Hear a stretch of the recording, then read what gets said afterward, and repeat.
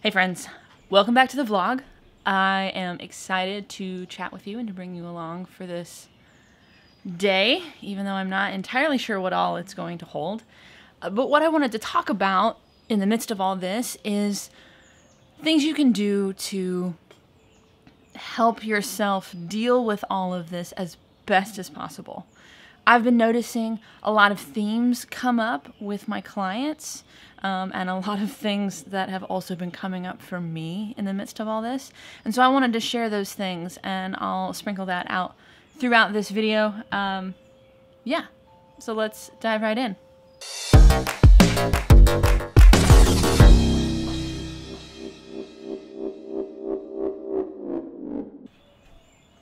All right, so a lot of you probably already know what I'm gonna say first off, because it's kind of first in like all of these types of videos.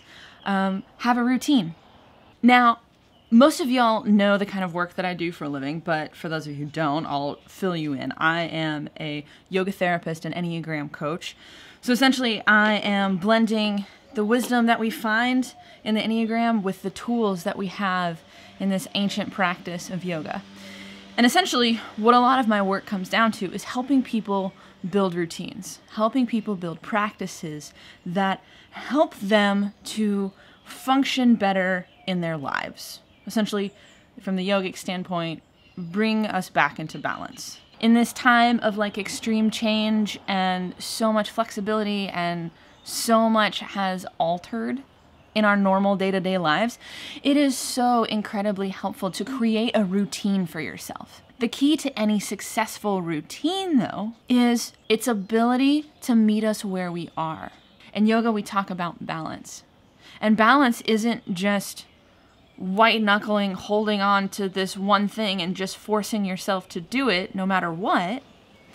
It's actually being able to be present to yourself enough to adjust your routine to make sure that it's supportive for you in the moment. And what that kind of means from an Enneagram standpoint is that when we're in balance, we can act from our highest and best. When we're balanced, we aren't forced to act out of our habitual type patterns. And then we have more freedom to choose things that are maybe more helpful or more appropriate. So I would do a lot of work helping people build routines. And sometimes, especially when you're setting up a new one, it can be really difficult. And so what I do with my clients and what I've done with myself in this time is I set up kind of a skeleton routine. My normal routine is wake up, eat, practice, work out, write, go to work. Right? Now that's over the course of maybe 4 hours, but that's what I do normally. But now is not normal. And the way that our systems are responding to what's happening around us means that I don't know when I'm going to have the energy to do each and every one of these things. And so I give myself some space, I give myself some flexibility, and I prioritize checking in with myself over blindly white-knuckling onto whatever routine I think I have to have for myself. So yes, have a routine, but allow it to be flexible. Presence over adherence.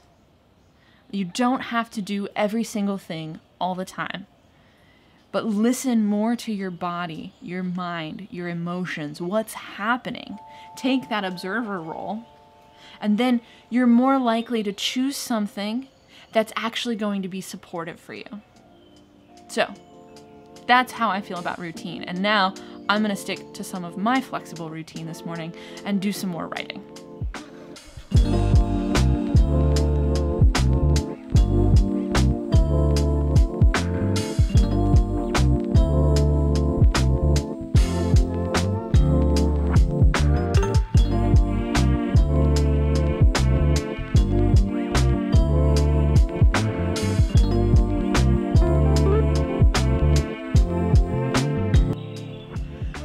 All right, so finished some work.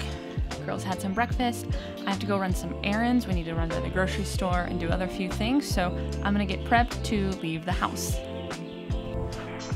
All right, I am loaded up, ready to go in my train robbing attire.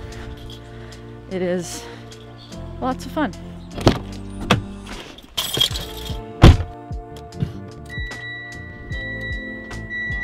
The grocery trip came at the perfect time as my daughter is on her Zoom call for school, and I don't know what it is, but listening to like 24 children on a Zoom call gives me a massive amount of anxiety.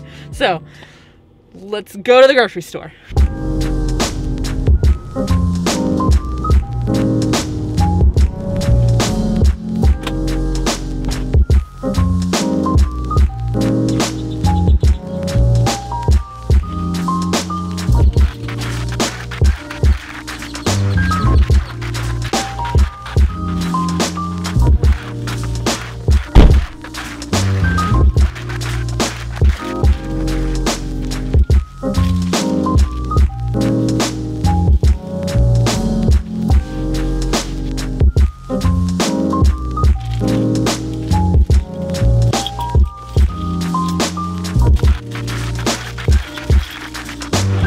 Ready to go into the next store.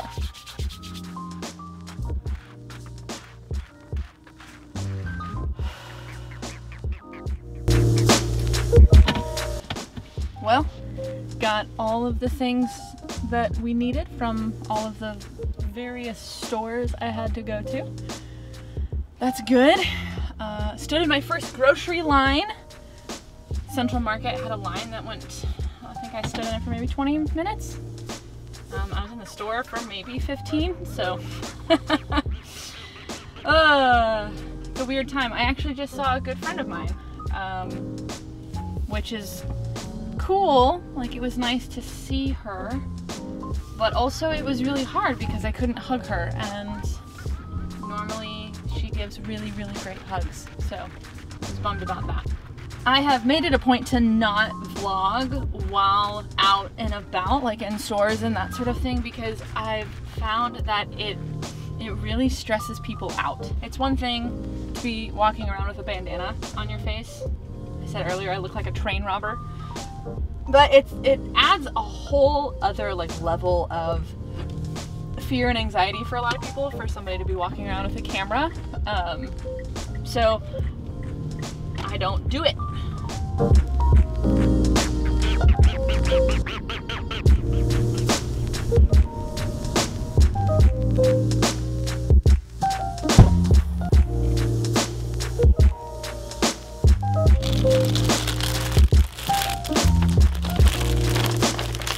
I picked up some flowers because that just seemed nice.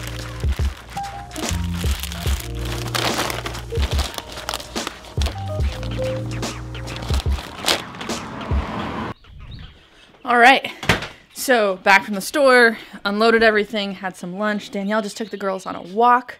And that really kind of brought me to the next thing I want to talk to y'all about. So everybody's like, oh, get out and start working out, right? Do exercises, blah, blah, blah. That's great. Do it. And it's important to remember that there are other ways to get what exercise gives you without exercising. And I say that because it's really easy for a lot of people to fall into some really bad habits and bad patterns when they're trying to exercise all the time. Sometimes this push to like exercise, even though it is good for you in a time like this, it can end up being more damaging. So other things we can do to make sure that we are helping our nervous system adjust to all the insanity that we're experiencing is be outside. If you can be outside, even if it's in an urban area, anywhere you can go where you can be outside, especially if you can get some sun on your skin, that's going to be really helpful. Essentially, when we're inside all the time, we are actually getting less stimulus. So we're seeing less interesting things. We're experiencing less new experiences, aside from, you know, the inundation that we get from social media, etc. But by being outside And especially if you can be curious about things outside, you start to give your system that stimulus that you're missing. And when we start to like reduce the amount of stimulus that we're experiencing, either by staying inside or, you know, whatever it might be, we're setting ourselves up for depression later on. Because after a few weeks of this, there's going to be a massive wave of depression hitting a lot of people if you haven't already been experiencing it. So getting outside is a huge thing. If you can take your shoes off and get your feet in some grass or some dirt. We planted a garden, and now we've got all sorts of stuff in here. So being outside is great, and any kind of working out that you're doing, if you can do it outside, do it. I'm not a big fan of running. I'm trying to like running. I don't recommend it to anyone though, ever. But, you know, going out for long walks, being able to, you know, ride your bike if you have one. These are the kinds of things that are going to be really helpful, because not only when you're outside are you getting more stimulus, you're actually experiencing different things, which helps to stimulate your entire nervous system.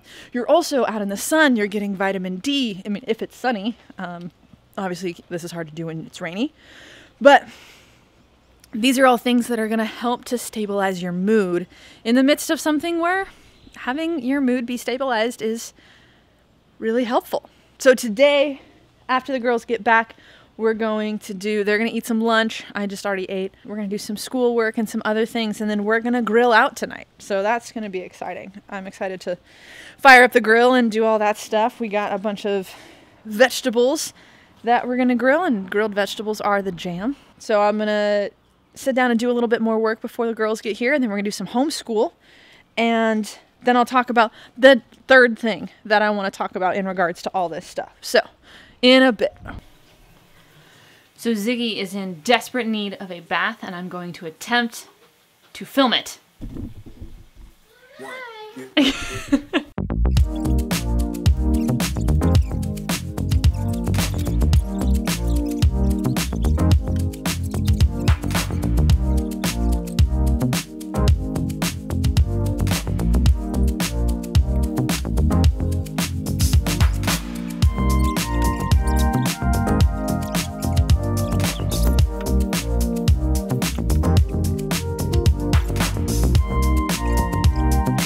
Prepare for the zoomies. All right, here we go.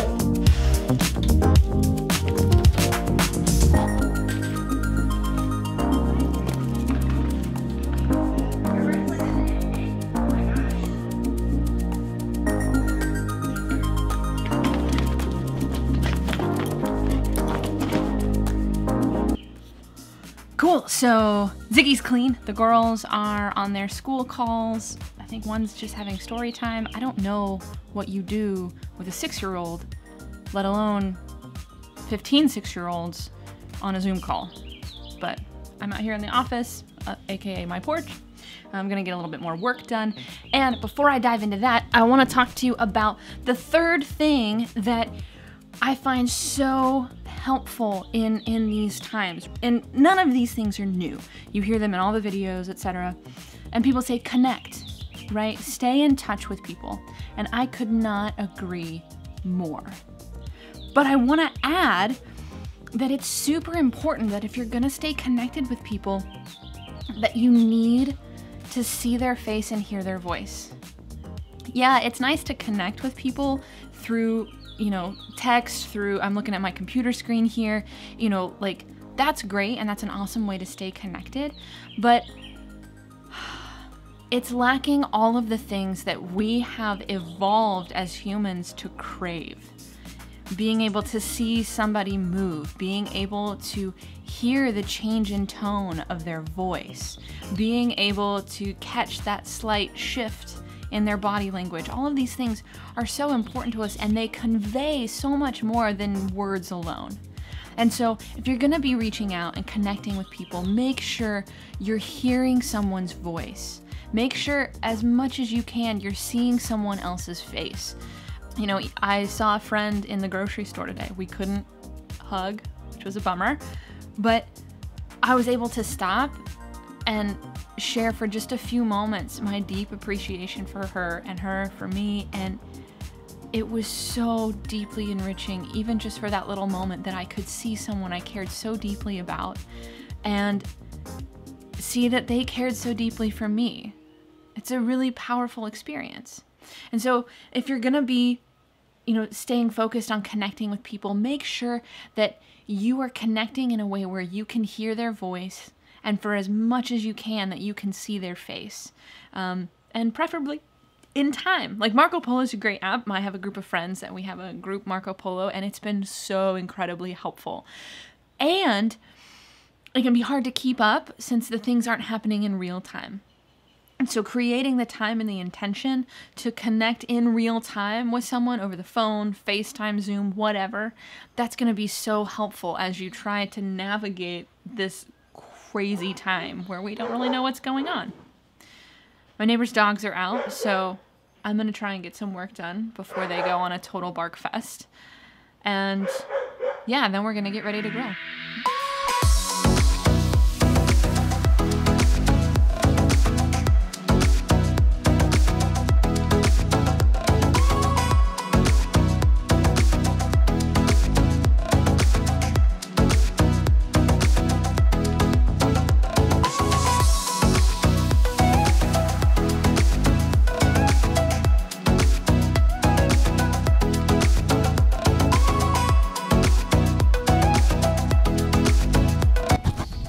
All right, so we are out here grilling.